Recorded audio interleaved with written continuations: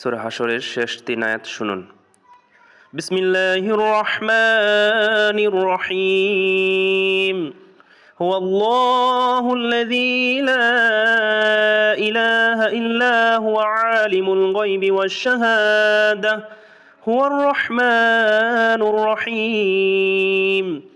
হুয়াল্লাহুল্লাযী লা ইলাহা ইল্লা হু الملك القدوس السلام المؤمن المهيمن العزيز الجبار المتكبر سبحان الله عما يشركون.